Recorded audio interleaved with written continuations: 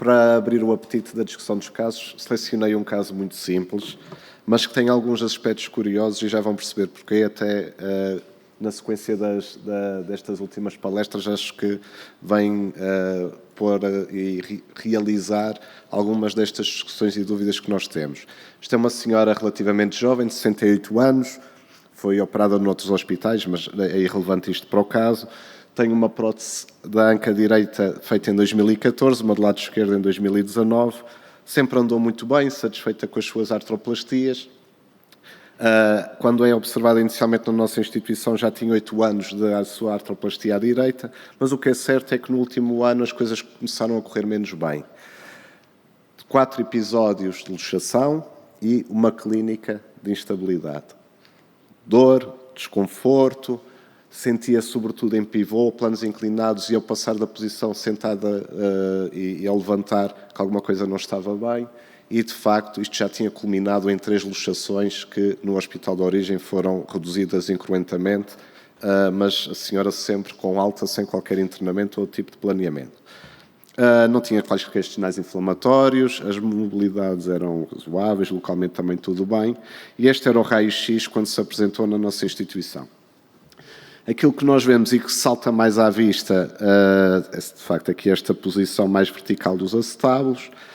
Se depois virem com um pouco mais de detalhe, chamo a atenção aqui para uma região ao nível do trocânter.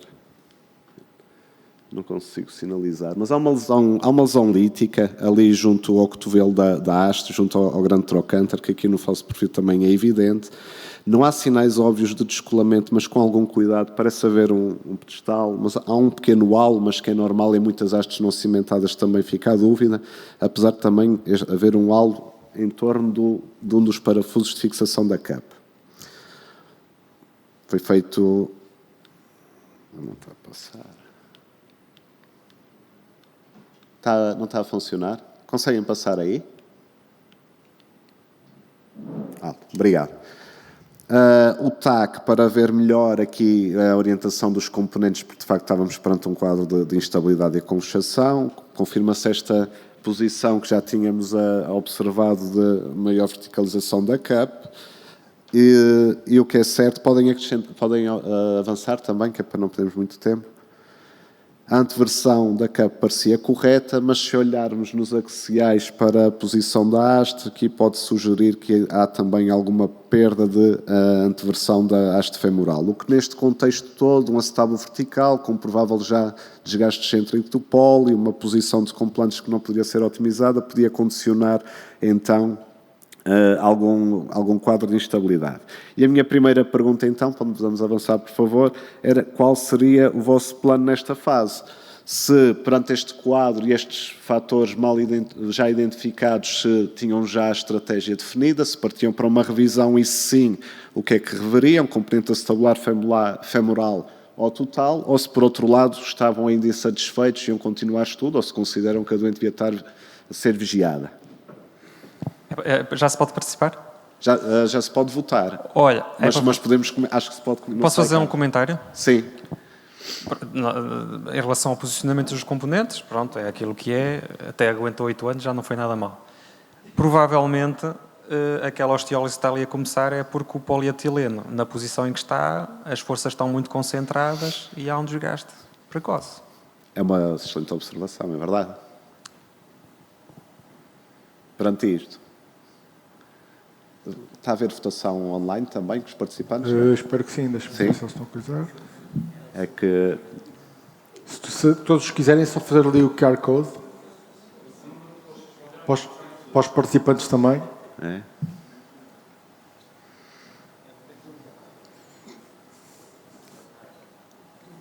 Podemos ir avançando, não é, Carlos? Eu não sei se sim, é melhor avançar. Pronto. Curiosamente, vejo que a maior parte das pessoas partia já para uma revisão, identificando com um problema aqui, um problema de orientação no acetábulo, mas, vamos avançando, por favor, remeter aqui para aqueles aspectos que nós falámos do início. Atenção, e aprendi isto e tenho procurado fazer, picar sempre todas as ancas quando é para revisão, e aqui tivemos quase um ups, não é? Que é...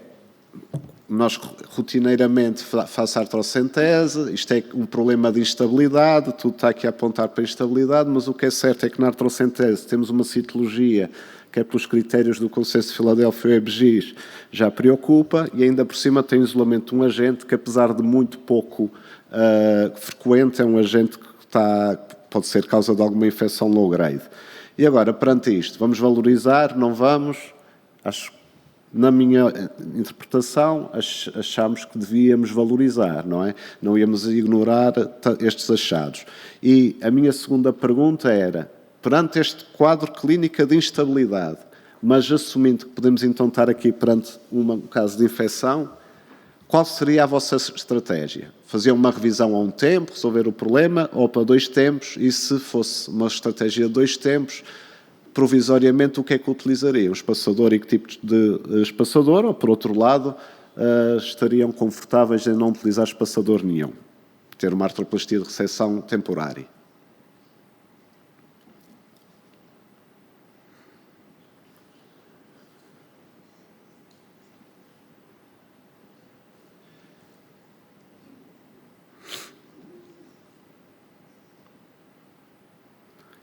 Enquanto vamos vendo os resultados, só dizer que eu acho, e já vamos ver qual é a nossa opção, do que é que foi feito, mas este era um caso, e o Daniel terá muito mais experiência que eu, mas que eu acho que era um bom caso para um tempo. Podemos avançar com os resultados, por favor? Agora, o que é certo é que quando nós, e como o Daniel frisou e bem, uma revisão a um tempo são 2 cirurgias, não é uma cirurgia, e temos que estar todos preparados no ambiente, a equipe e tudo mais. E o que é certo é que, na altura, eu não estava muito confortável há um tempo, achei estranho também este isolamento de microbiologia, fiquei mais confortável em fazer um procedimento em 2 tempos. Vamos avançar, por favor? E bem, mas fico satisfeito de ver que, de facto, a grande maioria, a maioria das pessoas estava confortável com fazer a cirurgia em um tempo. E ainda fico mais satisfeito por ver que um dos propósitos de ter selecionado este caso, que era esta provocação de termos feito uma artroplastia de reseção provisória. E isto porquê?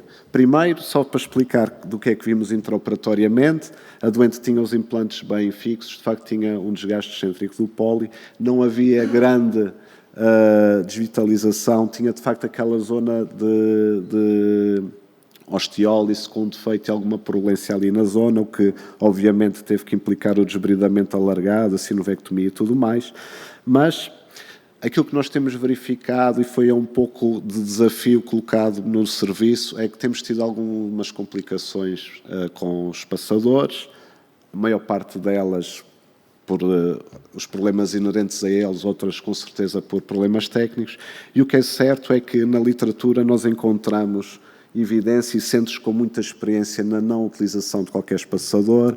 O Charité e o professor Perca é um acérrimo atacante dos espaçadores, tem uma larga série de casos tratados sem espaçador com bons resultados, e eu já tenho 3 ou 4 casos em que tenho feito artroplastias de reseção temporárias. Agora, o que é que eu quero chamar a atenção?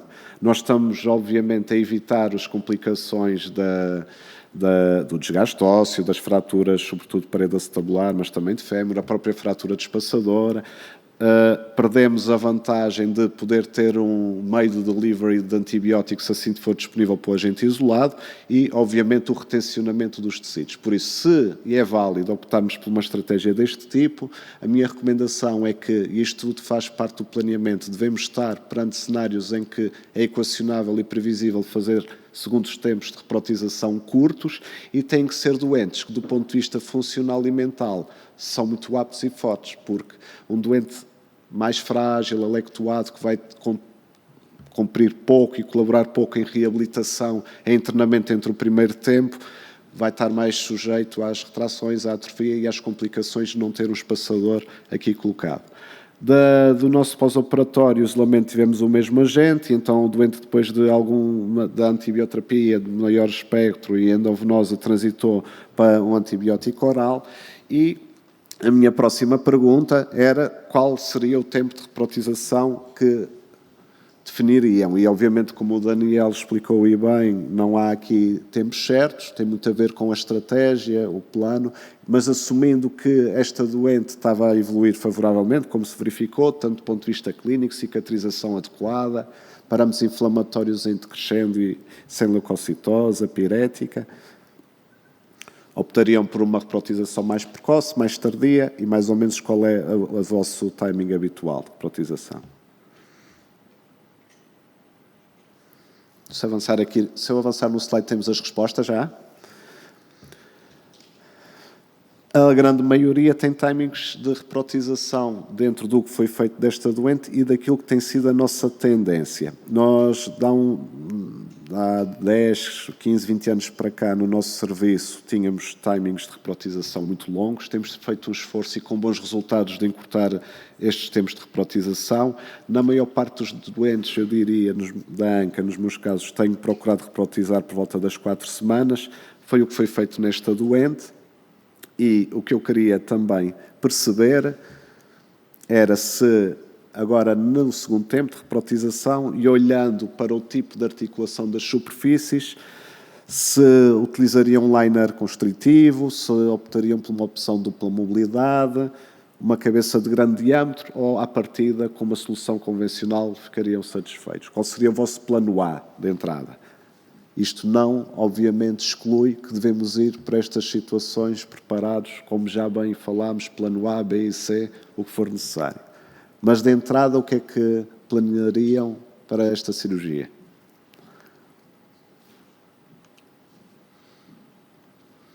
Larga maioria optaria por uma dupla mobilidade, ainda para mais partimos de um caso de instabilidade também, é uma revisão, parece-me que fará sentido, pelo menos tê-la disponível.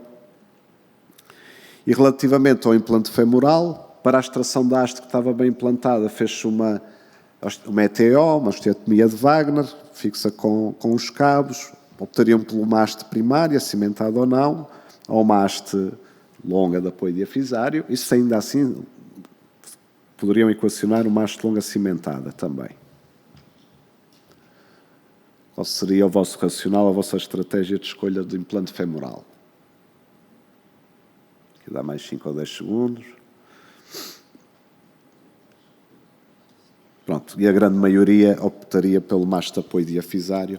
Foi a nossa solução também. Nós fizemos o segundo tempo, sensivelmente à 4ª semana. Optámos pelo um acetalo multifuros, mas tendo a hipótese intraoperatória da dupla mobilidade, não senti necessidade, achei que a ANCA ficou muito estável com a reconstrução que foi feita e utilizámos uma haste de apoio diafisário. Eu gostava que fossem críticos, eu vou mostrar também no raio-x da bacia a seguir. Eu tenho alguma dúvida nestes casos de ETO, já tenho uns 6, 8, 10 casos, na escolha do comprimento da haste. Já falámos aqui muito, tradicionalmente e classicamente, a recomendação de duplicar o diâmetro das corticais, os 4 a 6 centímetros. Há grupos de trabalho com hastes deste apoio que têm sugerido que podemos ser um pouco menos exigentes e poupar um bocadinho mais de osso. E o que eu tenho verificado, e eu ainda tenho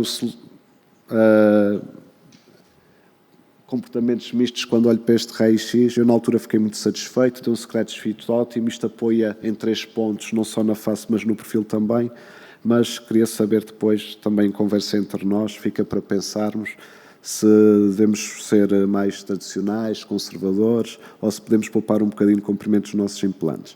A doente evoluiu bem, cicatrizou bem. Curiosamente, quando da reimplantação tivemos o mesmo isolamento do agente, isto fez com que tivéssemos que fazer o reset do nosso tempo de antibioterapia e começar as 12 semanas, como o Daniel já referiu, a partir do tempo de reprotização, mas o que é certo é que do ponto de vista clínico a doente evoluiu bem, do ponto de vista de controle de infecção também, e agora, por isso é que mostro o raio-x da bacia só nesta fase, aos 6 meses temos aqui uma pequena intercorrência que era expectável, porque se avaliarem aqui o planeamento e a execução já não foi ótima. Temos um aumento do offset lateral comparando com o controle total e provavelmente com a anca nativa do doente, desenvolveu um síndrome da banda iliotibial por excesso de tensão do nadegueiro e da banda, que Felizmente foi corrigido com uma reabilitação um bocadinho mais demorada, mas ao ano temos uma osteotomia consolidada. Na verdade, a doente já vai fazer 2 anos, deve aparecer agora em breve. Está muito satisfeita, felizmente, corrigimos o processo de instabilidade. Para chamar a atenção só, é que estudar o doente, isto fica bonito nos livros ou em conversa entre nós, de picar todas as ancas, mas isto acontece porque, de facto, às vezes temos surpresas. Planear, muito bem, A, B e C, planear, o Eurico Monteiro falou disto, também várias pessoas falaram, o planeamento não é só escolha de implantes, são técnicas de extração, timings de reprotização, tudo isto tem que fazer sentido e, se necessário, redefinir e estabelecer vários planos, o primeiro, segundo e terceiro, quando as coisas falham vamos tendo surpresas e já falámos disto, isto foi um pequeno pormenor, mas atenção, este caso não era particularmente complexo, era um caso simples, mas sempre restituir a anatomia do doente. Aqui tivemos um problema que não parece que vá complicar funcionalmente a doente, é mais difícil uma revisão, mas temos que estar sempre atentos. E eu depois vou deixar aqui só ocorrer, porque se isto for para a videoteca, isto é literatura relativamente ao uso ou não de espaçadores, há aqui literatura interessante para depois, se quiserem, consultar, está bem? E obrigado a todos.